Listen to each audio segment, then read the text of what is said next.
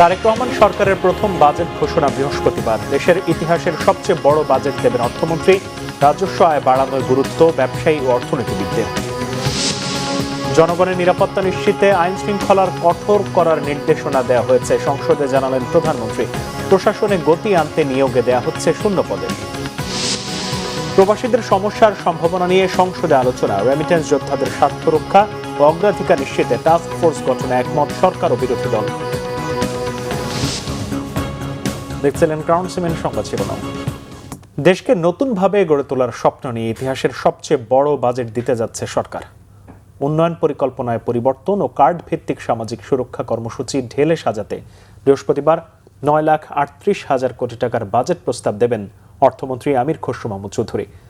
নতুন বাজেট নিয়ে আশাবাদী ব্যবসায়ী আর অর্থনীতিবিদরা, তবে আছে কিছুটা শঙ্কাও। জিয়াউল হক সবুজের রিপোর্টে বিস্তারিত। বৃহস্পতিবার বিকেল 3টায় জাতীয় সংসদে উঠছে 2026-27 অর্থ বছরের নতুন বাজেট। দেশের 55তম এই বাজেটের আকার হতে পারে 9,38,000 কোটি টাকা। বড় বাজেটের খরচ সামলাতে রাজস্বের টার্গেট ধরা হচ্ছে 6,95,000 কোটি টাকা। 2,51,000 কোটি টাকার ঘাটতি মেটাতে ব্যাংক থেকেই নেওয়া হবে 1,00,000 কোটি টাকার ঋণ। এর আগে দেখেছি যে আমাদের যে অঙ্কের টাকা থাকে, বিশেষত শিক্ষা, স্বাস্থ্য, এইসব জায়গায় আমরা এটাই খরচ করতে পারিনি, এবং এখন তো আমরা এটার অঙ্ক আরো বাড়াতে চাচ্ছি, অনেক থোক বরাদ্দ করতে চাচ্ছি। পরবর্তীতে এগুলা হয়তো বা প্রজেক্টে এগুলাকে পরিণত করা হবে। সো এই জায়গাটাতে প্রাতিষ্ঠানিক সক্ষমতা বৃদ্ধি যদি আমরা না করতে পারি, তাহলে কিন্তু এই টাকাটা যে ভালোভাবে খরচ করা, এটা থেকে যে আমরা কাঙ্ক্ষিত ফলাফল পেতে চাচ্ছি, সেটা নিশ্চয়তা বিধান করা সেটা কঠিন হবে। নতুন বাজেটে করমুক্ত আয়সীমা ধাপে ধাপে বাড়ানোর প্রস্তাব দিতে পারেন অর্থমন্ত্রী। প্রযুক্তি বান্ধব ফ্রিল্যান্সার ও উদ্যোক্তাদের জন্য থাকছে মেগা ধামাকা। জ্বালানি ও ভোজ্য তেলের উৎস কর কমানো সহ বেশ কিছু পণ্যে শুল্ক ও কর কমানোর প্রস্তাব দিতে পারেন অর্থমন্ত্রী। তবে ধনীদের ওপর বাড়বে অতিরিক্ত করের বোঝা। খুচরা ব্যবসায়ী পণ্য সরবরাহে অগ্রিম কর কাটার পাশাপাশি নতুন বিলাসী 20টি পণ্যে 15% ভ্যাটের প্রস্তাব দিতে পারেন অর্থমন্ত্রী। একটা আছে অবশ্যই আতঙ্ক বিরাজ করছে, এর সাথে কিন্তু একটা স্যাটিসফ্যাকশনও বিরাজ করছে যে আমাদের মাননীয় অর্থমন্ত্রী, আমাদের অর্থ মন্ত্রণালয়ের মাননীয় উপদেষ্টা, ওনারা কিন্তু বারবার বলছেন যে এটা একটা মানে আমাদের জনগণ ফ্রেন্ডলি একটা বাজেট ওনারা দিবেন। তো আমরা এন্টায়ার প্রাইভেট সেক্টর তাকিয়ে আছি যে কিভাবে আমাদের যে ডিমান্ডগুলা মেজরলি ছিল, ব্যাংকিং সেক্টর, ইনফ্রাস্ট্রাকচার, এনার্জি, এসব জিনিস নিয়ে ওনারা কিভাবে ওটার কতটুকু প্রতিফলন আমরা এই বাজেটে দেখব, সেটার জন্য অপেক্ষায় রয়েছে। সকল সেক্টর এখন এই মুহূর্তে কিন্তু একটা চাপের মুখে রয়েছে, কেউ কিন্তু ভালো নেই, আপনি যেই সেক্টরের কথাই বলেন। সো এনাদের উপরে যদি আপনার ফার্দার আবার ট্যাক্স ইম্পোজ করেন, সেই ক্ষেত্রে কিন্তু আলটিমেটলি ওনাদের যে একটা বিশাল বাজেট ওনারা দিচ্ছেন, সেই বাজেটের ওনাদের যে লক্ষ্যমাত্রা থাকবে সেটা ফিল আপ হবে না। রাজস্ব খাত বিশ্লেষকরা বলছেন দেশের অর্থনীতির বড় অংশ এখনও অপ্রাতিষ্ঠানিক খাতে, আর তাই বাজেট বাস্তবায়নে আয় বাড়ানোর দিকেই জোর দিতে হবে বেশি। অর্থনীতি সচল করে একই সাথে ওই করের বেস বা নেট বাড়াতে হবে। সকলকে এইভাবে আহ্বান করতে হবে, সিস্টেমে আনতে হবে যে কর দিতে হবে, কেউ অল্প দেবে কেউ বেশি দেবে এরকম না। হ্যাঁ, সুতরাং দুষ্টের দমন সুষ্টের পালনে খুব একাগ্রচিত্ত থাকতে হবে। কেউ ফাঁকি দিয়ে যাবে, কর ফাঁকি দিয়ে যাবে, দেবে না, মোটে করের এতে আওতায় আসবে না, আওতায় আসে না বলেই কিন্তু কর জিডিপি রেশিওটা এত কম। সরকারি অর্থ যেন সঠিক খাতে খরচ হয় তা নিশ্চিতে দেশের সুশাসন নিশ্চিতের তাগিদ দেন ব্যবসায়ী ও অর্থনীতিবিদরা। জিয়াউল হক সবুজ, বাংলা ভিশন, ঢাকা। প্রয়াত অর্থমন্ত্রী তাজউদ্দিন আহমেদ থেকে অন্তর্বর্তী সরকারের সাবেক অর্থ উপদেষ্টা ডক্টর সালেউদ্দিন আহমেদ। বাংলাদেশে মোট 14 জন অর্থমন্ত্রী কিংবা অর্থ মন্ত্রণালয়ের দায়িত্বপ্রাপ্তরা মোট 54টি বাজেট দিয়েছেন। এর আগে সাবেক অর্থমন্ত্রী এম সাইফুর রহমান এবং আবুল মাল আব্দুল মোহিত সমসংখ্যক সর্বোচ্চ 12টি করে বাজেট পেশ করেছেন। দীর্ঘ 20 বছর পর রাষ্ট্র ক্ষমতায় আসা বিএনপি সরকারের অর্থমন্ত্রী আমির খসরু মাহমুদ চৌধুরী এবার 55তম বাজেট পেশ করতে যাচ্ছেন। বাজেট নিয়ে আরো জানাচ্ছেন গোলাম ময়নুল হাসান। বিগত সরকারের রেখে যাওয়া খুব দুর্বল অর্থনৈতিক বাস্তবতায় এবার বাজেট দিতে যাচ্ছে বিএনপি সরকার। এক প্রকার কর্মহীন টালমাটাল অর্থনীতিকে ট্রাকে নিয়ে আসার চ্যালেঞ্জের সাথে থাকছে বিরাট রাজস্ব আদায়ের লক্ষ্য। বেসরকারি খাতকে গতিশীল করতে 60,000 কোটি টাকার তহবিলের ঘোষণা আসছে। এছাড়া প্রধানমন্ত্রী তারেক রহমানের অর্থনৈতিক ভিশনে সামাজিক নিরাপত্তা খাত সম্প্রসারণ, কৃষক কার্ড সহ বেশ কিছু পদক্ষেপের প্রয়োজন বিপুল বরাদ্দ। প্রস্তাবিত বাজেটে ঘাটতি ধরা হচ্ছে 2,43,000 কোটি টাকা। এর মধ্যে ব্যাংক ব্যবস্থা থেকে নেবার পরিকল্পনা 1,12,000 কোটি টাকা। বাকি 15,000 কোটি টাকা সংগ্রহ করা হবে সঞ্চয়পত্র উন্নয়ন উৎস থেকে। এদিকে 1971 সালে 19 জুলাই প্রথম বাজেটটি দিয়েছিল মুজিবনগর সরকার। মাত্র 3 মাসের জন্য তৈরি সে বাজেটটি দিয়েছিলেন তখনকার অর্থমন্ত্রীর দায়িত্বে থাকা এম মনসুর আলী। এরপর সদ্য স্বাধীন বাংলাদেশে 1972 সালে 30 জুন বাজেট দেন প্রথম অর্থমন্ত্রী তাজউদ্দিন আহমেদ।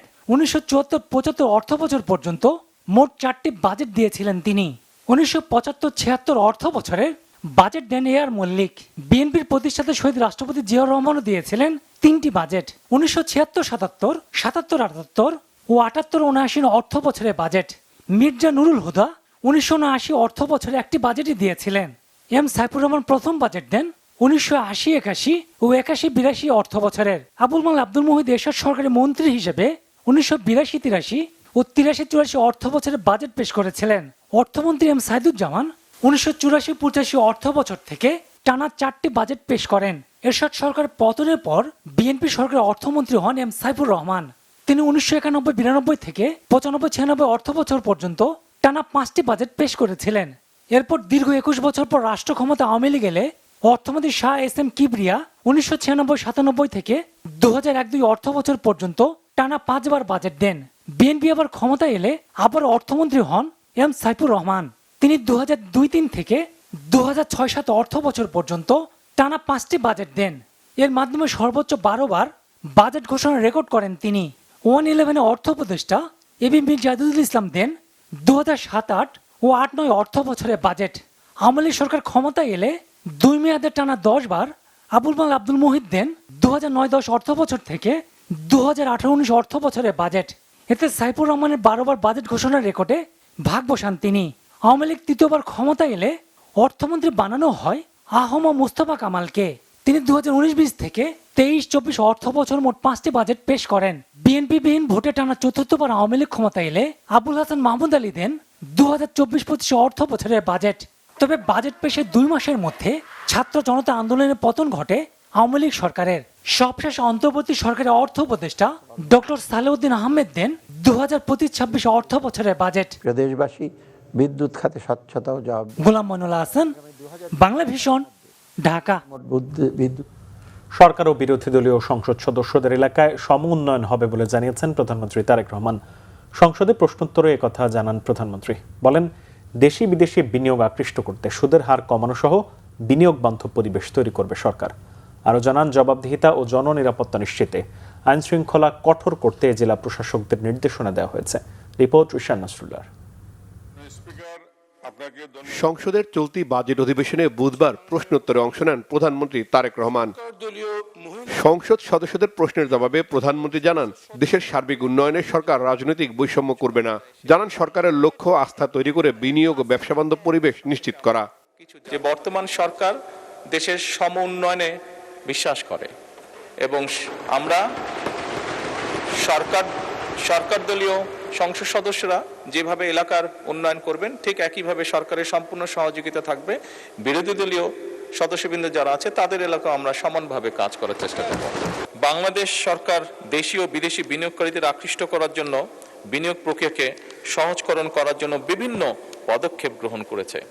একই সাথে মাননীয় স্পিকার, বিনিয়োগ বান্ধব পরিবেশ তৈরির জন্য রফতানি নীতি হালনাগাদ করা হয়েছে এবং আমদানি নীতি আদেশ 2026 থেকে 29 হালনাগাদকরণ কার্যক্রম প্রক্রিয়াধীন রয়েছে। যদি ক্ষেত্র বিশেষে দেখা যায় যে সুদের হার কমালে বেনিফিট পাবেন ব্যবসায়ীরা, দেশের অর্থনীতি বেনিফিট পাবেন, তাহলে নিশ্চয়ই আমরা সেটি করব। সরকারের কাজে গতিশীলতা আনতে প্রশাসনের শূন্যপদে নিয়োগে পদক্ষেপ নেওয়ার কথা সংসদকে জানান প্রধানমন্ত্রী। জনসেবা ও জননিরাপত্তা নিশ্চিত করার বিষয়ে গুরুত্ব দিতে সরকারের নির্দেশনা রয়েছে বলেও জানান তিনি। বর্তমান সরকার একটি জবাবদিহিমূলক সরকার, জনগণের কাছে জবাবদিহি করতে বাধ্য। সেই জন্য প্রশাসনও আমরা চাইছি জবাবদিহিতা নিশ্চিত করতে প্রয়োজনীয় যে সকল সংস্কার সেগুলোর উদ্যোগ গ্রহণ করা। সরকারের বিভিন্ন জায়গায় বিভিন্ন পদ খালি আছে, যেগুলো সরকারকে আরও গতিশীল করার জন্য, একইভাবে দেশের মানুষকে আরও সহজে সুবিধাজনকভাবে সেবা পৌঁছে দেওয়ার জন্য কতগুলো নিয়োগ গুরুত্বপূর্ণ। সরকার অত্যন্ত গুরুত্বের সাথে এই বিষয়টি পর্যালোচনা করছে এবং যত দ্রুত সম্ভব আমরা এই পদগুলোতে নিয়োগ প্রক্রিয়া শুরু করব ইনশাআল্লাহ।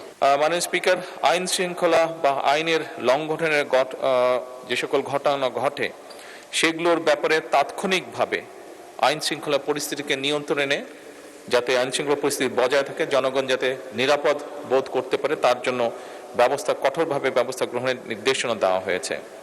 এই সময় সংসদ সদস্যদের এক প্রশ্নের জবাবে প্রধানমন্ত্রী জানান, সরকারের প্রতিশ্রুতি পূরণে এরই মধ্যে ফ্যামিলি কার্ড ও কৃষক কার্ড বিতরণ শুরু হয়েছে। কৃষি ঋণ মওকুফ করা হয়েছে। এছাড়া পাইলটিং আকারে হেলথ কার্ড কার্যক্রম শিগগিরই শুরু করবে সরকার। সবুজ কর্মসংস্থান সৃষ্টি। রিকশান নাসরুল্লাহ, বাংলা ভিশন, ঢাকা। প্রবাসী বাংলাদেশিদের স্বার্থ অগ্রাধিকার নিশ্চিত করতে একটি টাস্ক ফোর্স গঠনের বিষয়ে একমত সরকার ও বিরোধী দল। সংসদে 147 বিধিতে বিরোধী দলের নেতা ডাক্তার শফিকুর রহমানের প্রস্তাবের ওপর আলোচনায় এই মত দেন সংসদ সদস্যরা। আলোচনায় সংসদ সদস্যরা বলেন, বিদেশে কর্মরত বাংলাদেশিরা নানা সমস্যা ও সংকটের মুখোমুখি হন। এর জন্য দূতাবাস ও শ্রম বিভাগের দায় রয়েছে। প্রবাসীদের দুর্ভোগ লাঘবে নতুন সরকার কাজ করছে বলে সংসদকে জানান প্রবাসী কল্যাণ প্রতিমন্ত্রী নুরুল হক নূর। কূটনীতিকভাবে নতুন বাজার তৈরি ও অধিকার নিশ্চিতে বিএনপি সরকার কাজ করছে বলে জানান পররাষ্ট্র প্রতিমন্ত্রী। তবে অবৈধ পথে বিদেশ যাওয়ার বিষয়ে মানুষকে সচেতন হওয়ার আহ্বান জানান তিনি। পরে বিরোধী দলীয় নেতা ডাক্তার শফিকুর রহমান বলেন, একটি টাস্ক ফোর্স গঠনের মাধ্যমে প্রবাসে থাকা বাংলাদেশিদের অধিকার ও সহযোগিতা নিশ্চিত করতে সরকার পদক্ষেপ নিতে পারে। তিনি রেমিটেন্স যোদ্ধাদের বীর হিসেবে ঘোষণার দাবি জানান। সরকারি দলের পক্ষে স্বরাষ্ট্রমন্ত্রী সালাউদ্দিন আহমদ বলেন, আপাতত সংসদীয় কমিটি গঠনের মাধ্যমে সমস্যার সমাধান করা যায়। সংসদে আলোচনার মাধ্যমে টাস্ক ফোর্স গঠনের বিষয়ে সিদ্ধান্ত নেওয়া যেতে পারে।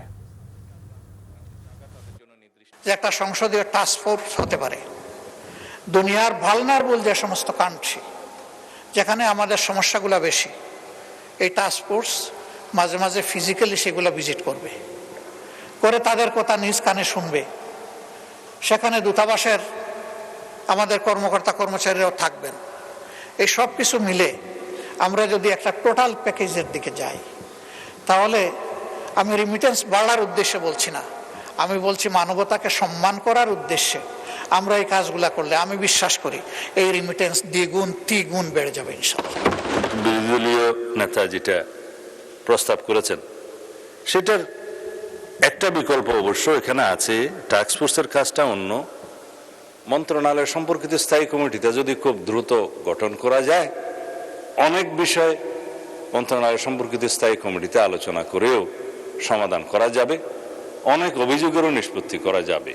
তবে টাস্ক ফোর্স সম্পর্কিত যে প্রস্তাবটা দিয়েছেন সেটা শ্রম মন্ত্রণালয় পরীক্ষা নিরীক্ষা করে একটা টাস্ক ফোর্স প্রতিষ্ঠা করা যায়।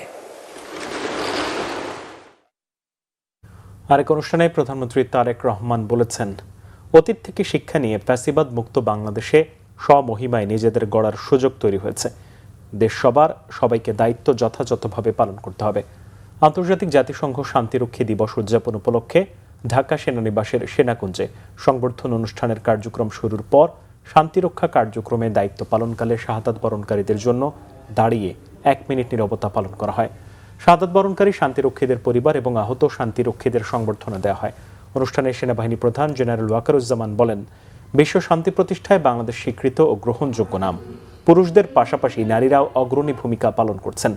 প্রধান অতিথির বক্তৃতায় প্রধানমন্ত্রী তারেক রহমান বলেন, দেশের সশস্ত্র বাহিনী সম্মানের প্রতীক। মুক্তিযুদ্ধে সেনাবাহিনীর ভূমিকা ছিল অনেক। একজন মেজর স্বাধীনতার ঘোষণা করেছিলেন। এই গৌরব যাতে ম্লান না হয় সেদিকে খেয়াল রাখতে হবে বলে উল্লেখ করেন তারেক রহমান।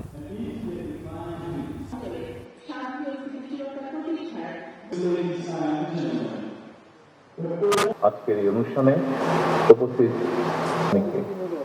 আমি আল্লাহর দরবারে মন্ত্রী পরিষদ সদস্য, প্রতিরক্ষা, স্বাধীনতা, সার্বভৌমত্ব এবং এই গৌরব এবং অহংকার অবশ্যই আমাদের সশস্ত্র বাহিনীর জন্য অনন্ত প্রেরণার উৎস। সুতরাং এই গৌরব যেন কোনোভাবেই ম্লান না হয় সেটি রক্ষা করা অবশ্যই সশস্ত্র বাহিনীর কর্তব্য। অতীত থেকে শিক্ষা নিয়ে ফ্যাসিবাদ মুক্ত বাংলাদেশে বর্তমানে প্রতিটি রাষ্ট্র এবং সাংবিধানিক প্রতিষ্ঠানের সামনে স্বমহিমায় নিজেদেরকে প্রতিষ্ঠিত করার সুযোগ সৃষ্টি হয়েছে। বৃক্ষরোপণের মাধ্যমে বাসযোগ্য পৃথিবী করার আহ্বান জানিয়েছেন জিয়াউর রহমান ফাউন্ডেশনের vice president doctor Zubaida Rahman. শহীদ রাষ্ট্রপতি জিয়াউর রহমানের ৪৫তম শাহাদাত বার্ষিকী উপলক্ষে বুধবার ঢাকা বিশ্ববিদ্যালয়ের কার্জন হল প্রাঙ্গণে নিম গাছের চারা রোপণের মাধ্যমে বৃক্ষরোপণ কর্মসূচির উদ্বোধন করেন ডাক্তার জুবাইদা রহমান। পরে উদ্ভিদ বিজ্ঞান বিভাগের সেন্ট্রাল গ্যালারিতে ভবিষ্যৎ বিজ্ঞানের খোঁজে বিজ্ঞান মেলার উদ্বোধন করেন তিনি। বৃক্ষরোপণকে শুধু একটি প্রচলিত কর্মসূচি হিসেবে না দেখে জনগণের অংশগ্রহণের মাধ্যমে অর্থনৈতিক, সামাজিক ও প্রজন্মগত উন্নয়নের সবুজ বিপ্লবে রূপান্তরের আহ্বান জানান তিনি।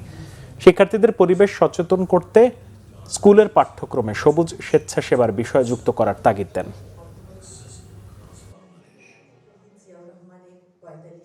শিক্ষা খাতকে সব থেকে বেশি গুরুত্ব দেওয়া হচ্ছে জানিয়ে শিক্ষামন্ত্রী আনম এহসানুল হক মিলন বলেছেন, বাংলাদেশের জনসংখ্যাকে অভিশাপ নয় বরং আশীর্বাদ হিসেবে গড়ে তুলতে চায় বিএনপি সরকার। বুধবার military institute of science and technology এর স্নাতক ডিগ্রি সম্পন্নকারী শিক্ষার্থীদের বিদায়ী সাংস্কৃতিক অনুষ্ঠান ও গ্র্যাজুয়েশন ডিনার 2026-এ এসব কথা বলেন তিনি। শিক্ষামন্ত্রী বলেন, শহীদ প্রেসিডেন্ট জিয়াউর রহমান ও সাবেক প্রধানমন্ত্রী খালেদা জিয়ার পথ ধরে বাংলাদেশের শিক্ষা খাতকে এগিয়ে নিতে কাজ করছেন বর্তমান প্রধানমন্ত্রী তারেক রহমান। কারণ বিএনপি বিশ্বাস করে শিক্ষার উন্নয়নের মধ্য দিয়ে একটি জাতির ভবিষ্যৎ বদলে দেওয়া সম্ভব। অনুষ্ঠানে 549 জন শিক্ষার্থী অংশগ্রহণ করেন, যার মধ্যে 155 জন সামরিক শিক্ষার্থী ও 394 জন বেসামরিক শিক্ষার্থী। এ সময় শৃঙ্খলা ও মূল্যবোধের চর্চার মধ্য দিয়ে আগামীর বাংলাদেশ বিনির্মাণে শিক্ষার্থীদের আহ্বান জানান শিক্ষামন্ত্রী।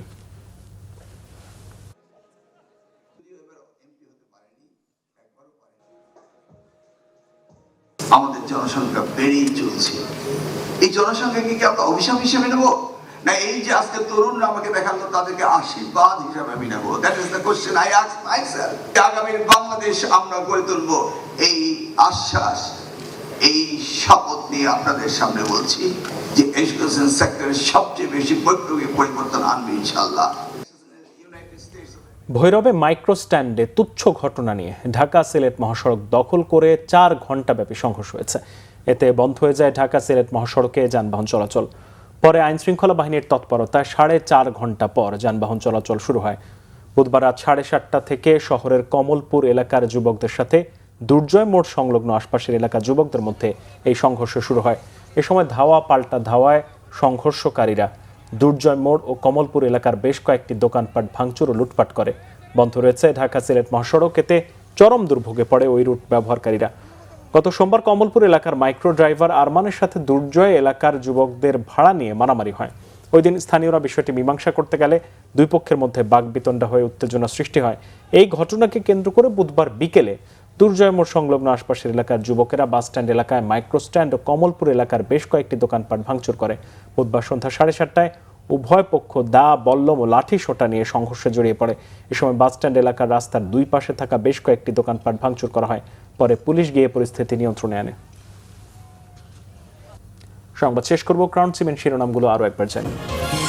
তারেক রহমান সরকারের প্রথম বাজেট ঘোষণা বৃহস্পতিবার। দেশের ইতিহাসের সবচেয়ে বড় বাজেট দেবেন অর্থমন্ত্রী। রাজস্ব আয় বাড়ানোর গুরুত্ব ব্যবসায়ী ও অর্থনীতিবিদদের। জনগণের নিরাপত্তা নিশ্চিতে আইন শৃঙ্খলার কঠোর করার নির্দেশ দেওয়া হয়েছে, সংসদে জানালেন প্রধানমন্ত্রী। প্রশাসনে গতি আনতে নিয়োগে দেয়া হচ্ছে শূন্য পদে। প্রবাসীদের সমস্যা আর সম্ভাবনা নিয়ে সংসদে আলোচনা। রেমিটেন্স যোদ্ধাদের স্বার্থ রক্ষা ও অগ্রাধিকার নিশ্চিতে টাস্ক ফোর্স গঠনে একমত সরকার ও বিরোধী দল।